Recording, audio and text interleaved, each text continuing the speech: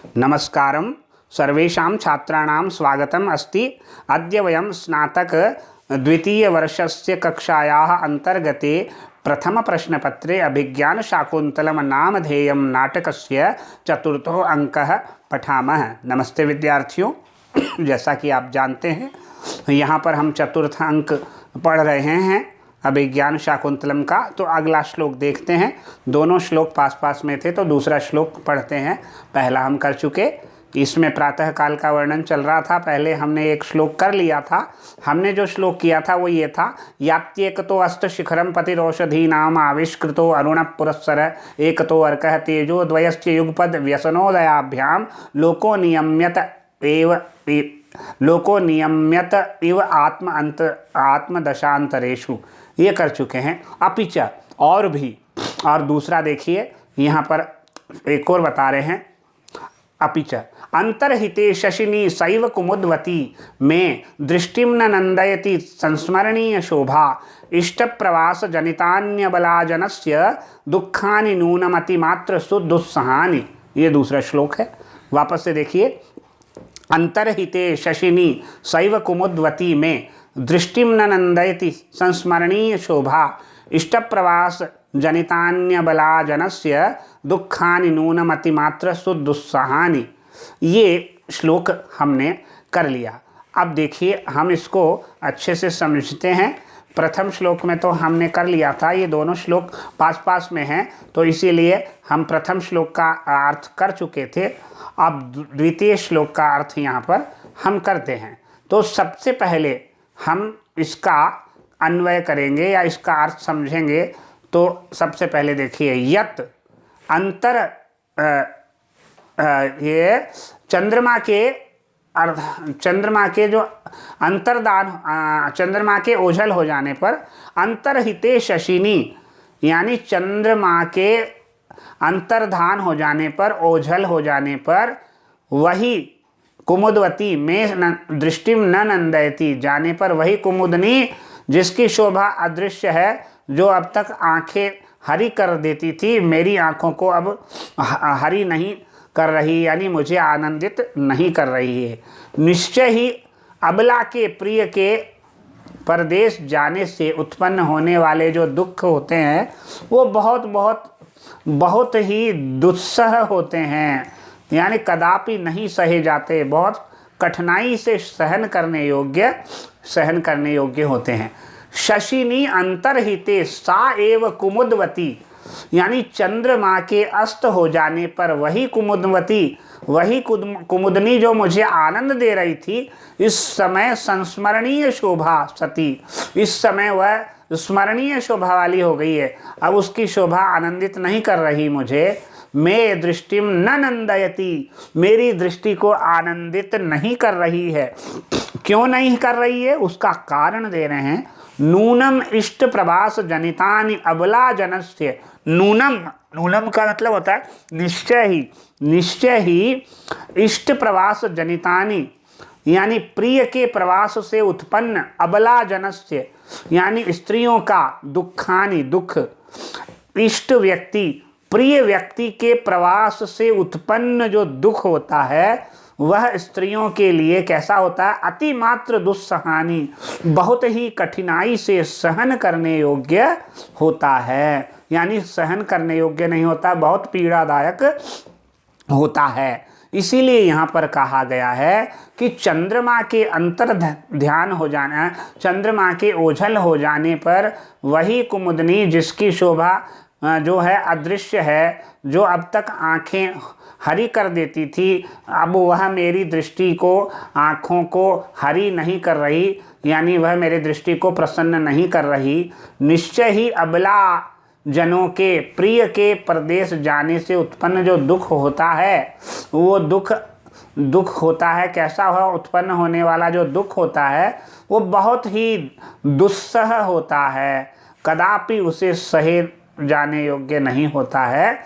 ये बताना ही श्लोक का मंतव्य है। शशिनी चंद्रे अंतर्हिते व्यवहिते अस्तम गते सति सा एव कुमुद्वती कुमुदिनी संस्मरणीय शोभा, संस्मरणीय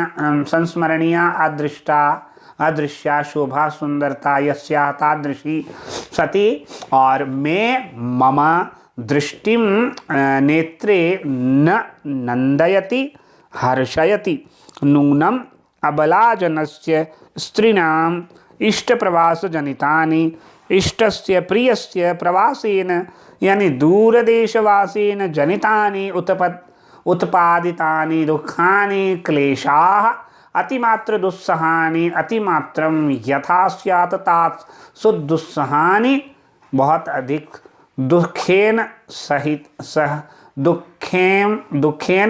सोढ़ुम योग्य दुस्सहा भवन्ति। यहाँ पर जन शब्द जातिवाचक है, समूह अर्थ भी लिया जा सकता है। अतिमात्र और सु क्रिया विशेषण सुदुस्सहत्व का अनुष्ठान भी अन्य है, यह सूचित करता है। इस श्लोक में चंद्रवंशी दुष्यंत के लिए और कुमुदवती बराबर पृथ्वी में कुमुदवती आनंद युक्त शकुंतला के लिए प्रयुक्त हुआ है। देखिए, चंद्र तो है, चंद्रवंशी दुष्यंत के लिए प्रयुक्त हुआ है, और कुमुदवती में कु बराबर पृथ्वी और मुदवती आनंद युक्त यानी शकुंतला के लिए प्रयुक्त हुआ है। यह परोक्ष सूचना है कि दुष्यंत दूर चले गए हैं और शकुंतला उदास है। इस समाचार की प्रतिक्रिया तापस को भी अभिभूत किए हुए हैं, जिससे वह ऐसा वर्णन शकुंतला की सहानुभूति में कर रहा है। ये प्रस्तुत श्लोक में भी वसंत तिलका छंद का प्रयोग ही किया गया है। वसंत तिलका का लक्षण पिछले वीडियो में ही मैंने आपको बता दिया था।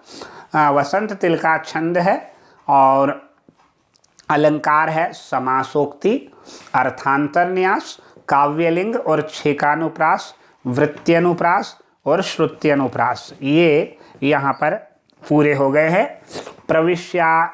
प्रविश्यापटिक्षेपेण, यहाँ पर ये हमारा खत्म हो जाता है। क्या खत्म हो जाता है? विष्कंभक। समासोक्ति अलंकार है, छंद तो है वसंत तिलका और अलंकार है समासोक्ति, अर्थांतरन्यास, काव्यलिंग, छेकानुप्रास, वृत्त्यनुप्रास और श्रुत्यनुप्रास। ये यहाँ पर हमारा श्लोक पूर्ण हो गया। ये दोनों श्लोक जो है तपस्वी के द्वारा कहे गए थे। अब यहाँ पर हमारा गद्य वापस प्रारंभ होता है। तो अब इस गद्य की ओर आप देखेंगे। अनुसूया का मतलब है, अनुसूया का कथन है। अब अनुसूया क्या कह रही है ये सुनिए। यहाँ पर है, यद्यपि नाम विषय पराङ्मुखस्य अपि जनस्य एतन्न विदितं तथापि तेन राज्ञा शकुंतलायाम अनार्यमाचरितम्। देखिए, ये पंक्ति जो है किसके द्वारा कही गई है? ये अनुसूया के द्वारा कही गई है। तो अनुसूया के द्वारा कही गई है, उस पंक्ति को वापस से हम देखते हैं, जिससे इसका अर्थ स्पष्ट। यद्यपि नाम विषय पराङ्मुखस्य अपि जनस्य एतन्न विदितं तया तथापि तेन राज्ञा शकुंतलयामनार्यमाचरितम्।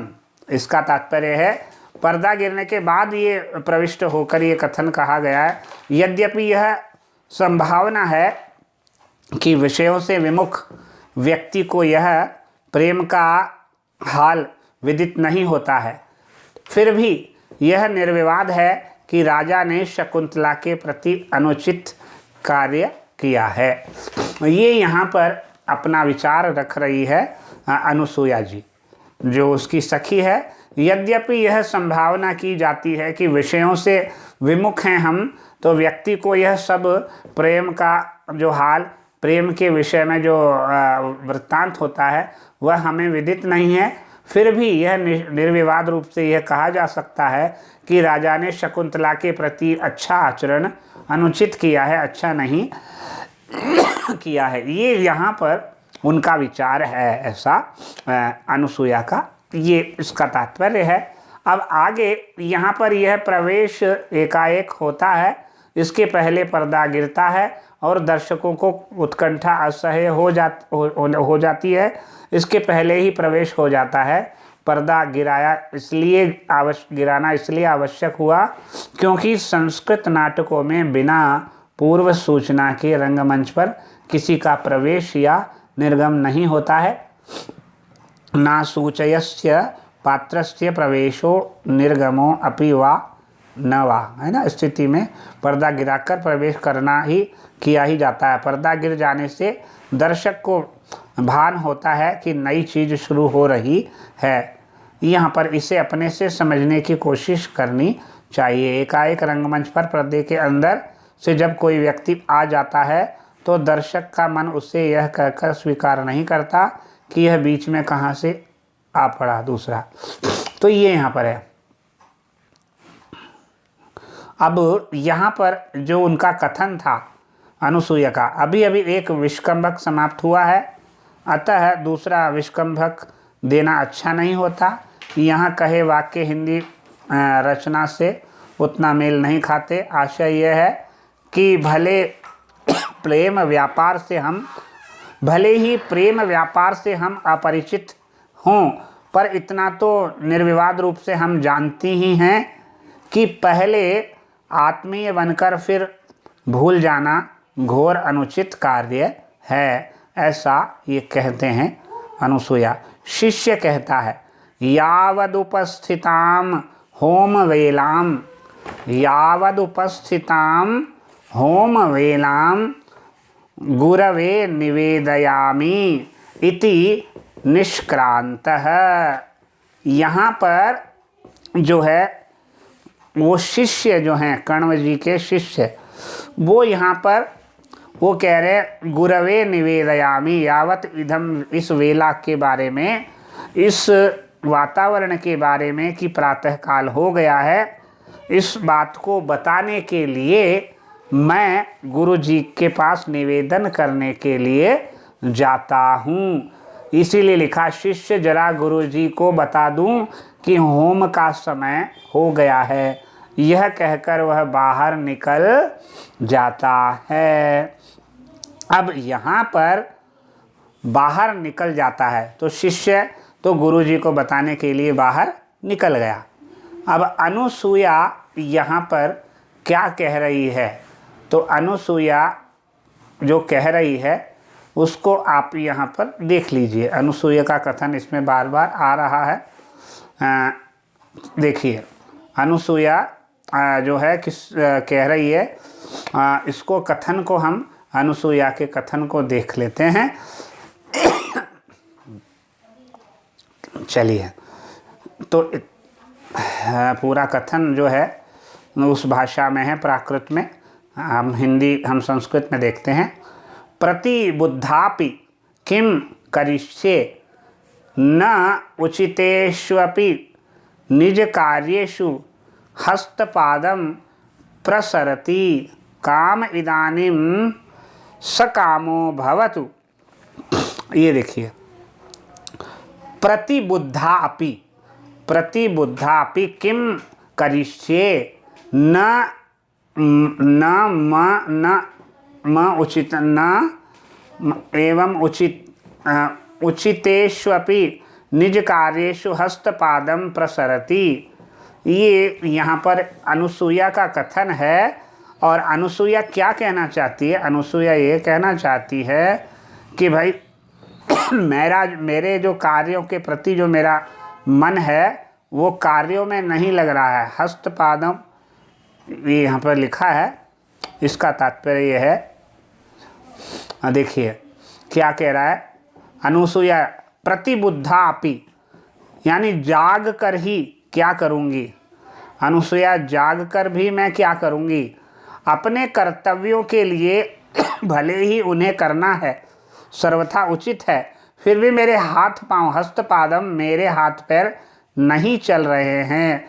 अब उन कामदेव के मनोरथ पूर्ण हो जाएं जिन्होंने झूठी प्रतिज्ञा वाले व्यक्ति के हृदय में जो है सूने दिल वाली सहेली के द्वारा स्थान बनाया है। ये यहाँ पर अनुसुईया ये कह रही है, शकुंतला के विषय में कह रही है। तो क्या कह रही है? प्रतिबुद्धा अपि किम करिष्ये, जाग कर भी मैं क्या करूँगी। न उचितेष्वपि निज कार्येषु हस्तपादम प्रसारति, मतलब कार्यों में लगे हुए होने पर भी मेरे हाथ पैर चल नहीं रहे हैं। काम इदानीम स कामो भवति, काम इस समय कामना पूर्ण हो जावे।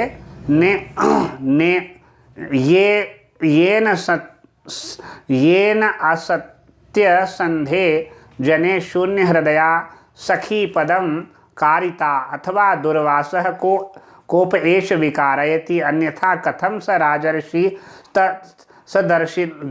दर्शानि मंत्रयित्वा एतावत् कालस्य लेखमात्रमपि न विसृजति।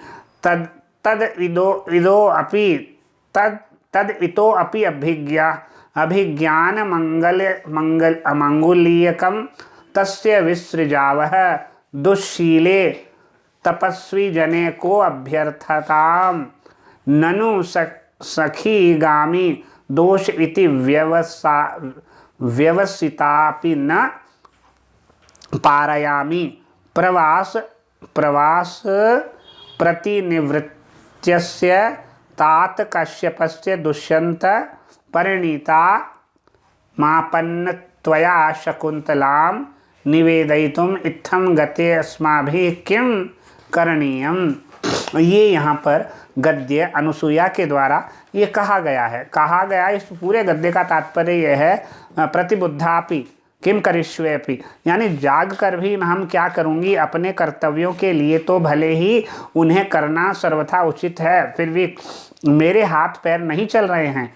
अब उन काम देव के मनोरथ पूर्ण हो जावे, कामदेव की इच्छा पूरी हो जावे। जिन्होंने झूठी प्रतिज्ञा वाले, राजा दुष्यंत के लिए कहा गया, झूठी प्रतिज्ञा वाले व्यक्ति के हृदय में सूने दिल वाली उस सहेली के द्वारा स्थान बना लिया गया है, जिनके कारण सहेली ने व्यक्ति के हृदय में स्थान बनाया है, या यूँ कहें कि यह दुर्वासा का प्रभाव है, कोप है, बिगाड़ कर रहा है। ये दुर्वासा का जो क्रोध है, दुर्वासा ऋषि का जो क्रोध है, वह इस कार्य में बिगाड़ कर रहा है। नहीं तो वे राजर्षि वैसा कर सकते हैं, यानी इतना समय बीत जाने पर भी कोई पत्र से नहीं भेजा, कोई पत्र भी नहीं भेजे, तो यह किया जाए तो क्या किया जाए, यहाँ से पहचान की अंगूठी उनके पास भेज दी जाए। क्या हमारे पास पहचान की अंगूठी, क्या राजा को वह अंगूठी भेजी जाए?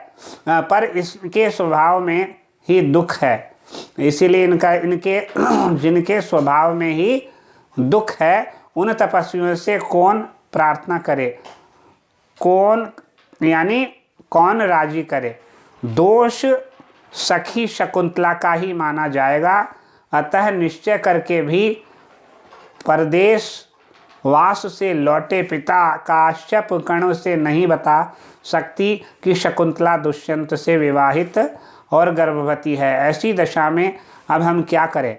तात्पर्य सिर्फ इतना सा है कि शकुंतला से विवाह करके राजा दुष्यंत हस्तिनापुर लौट चुके हैं, और बहुत समय बीत जाने पर वहाँ काश्यप ऋषि आ जाते हैं, जो शकुंतला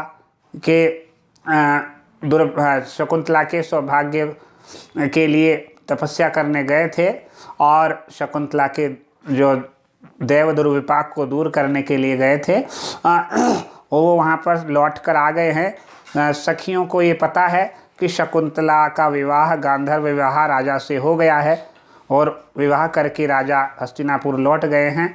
अब शकुंतला गर्भवती है और राजा से वह विवाह कर चुकी है। इस बात को वह कण्व ऋषि से बताने में असमर्थ है। इस विषय में यहाँ पर वो कह रही है उनसे, क्या कह रही है कि तपस्वियों से कौन प्रार्थना करे, कौन राजी करे, अर्थात दोष सखी शकुंतला का ही माना जाएगा।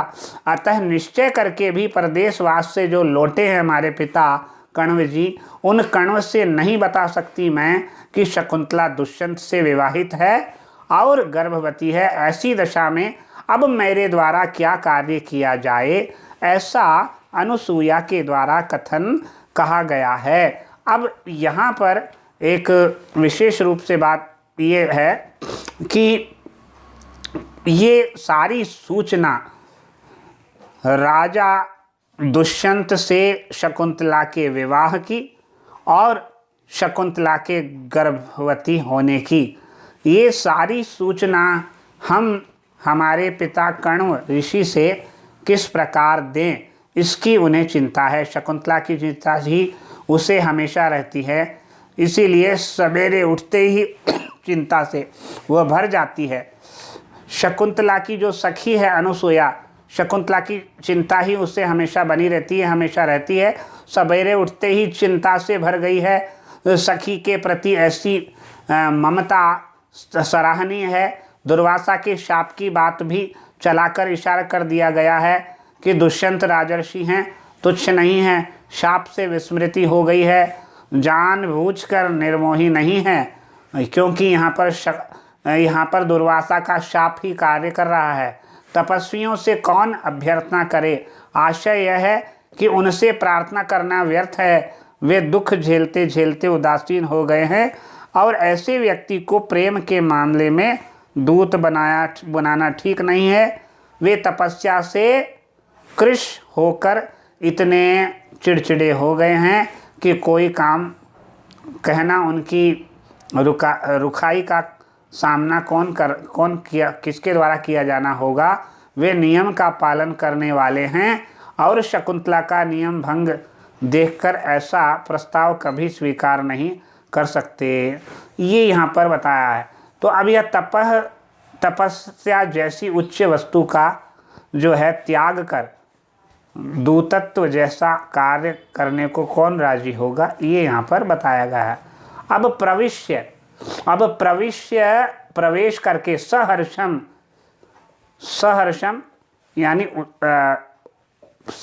यानी प्रसन्नता के साथ।